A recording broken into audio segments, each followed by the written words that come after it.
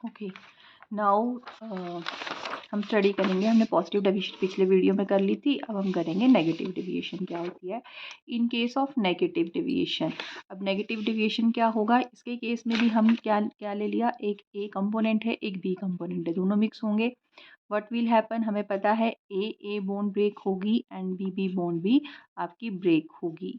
But if in this case जो intramolecular interactions होंगी that will be less than intermolecular interaction, मतलब A B की interaction will be more, इसमें interaction ज़्यादा आ जाएगी, जिसकी वजह से ये आपका इसका वेपर प्रेशर क्या हो जाएगा, इंक्रीज हो जाएगा। क्योंकि कुछ चीज़ जो स्ट्रांगली बॉन्ड होगा जिनके बीच में, उसको तोड़ना आसान नहीं होगा ना, जिसके बीच में स्ट्रांग बॉन्ड होगा उसको तोड़ना आसान नहीं होगा, इसलिए इसका वेपर प्रेशर क्या कर जाएगा, इंक्रीज कर जाएगा और ये जल्दी से इवेपोरेट नहीं हो पाएगा, जिसकी वजह से ये कौन सी डेविएशन शो करता है, नेगेटिव डेविएशन शो करता है। कौन सी डेविएशन शो करते हैं ऐसे सॉल्यूशंस, नेगेटिव डेविएशन जो है वो शो करते हैं। And here it is given in theoretical part.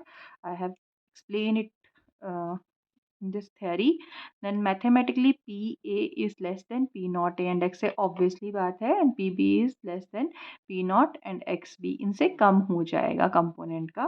तो P total is always less than P pure component, इनसे कम हो जाएगा क्योंकि उसकी इंट्रैक्शन क्या हो जाएगी, लेस हो जाएगी। तो इसके एग्जांपल्स क्या हैं, इसके एग्जांपल्स हैं acetone and chloroform, chloroform and diethyl ether, chloroform nitric acid, acetone aniline, water nitric acid, diethyl and chloroform, these are some example. अब ऐसा क्या है, देखो एसीटोन है और क्लोरोफॉर्म है, व्हाट विल हैपन, इनमें कहीं हाइड्रोजन बॉन्ड नहीं है, लेकिन जब हमने इसको मिक्स किया तो इनके बीच में एक नई बॉन्ड फॉर्म हो रही है, हाइड्रोजन बॉन्डिंग हो रही है, और ये hydrogen bond is stronger bond. तो इस हाइड्रोजन बॉन्ड की वजह से ही डेल्टा एच मिक्सिंग क्या हो जाता है, इसका नेगेटिव हो जाता है।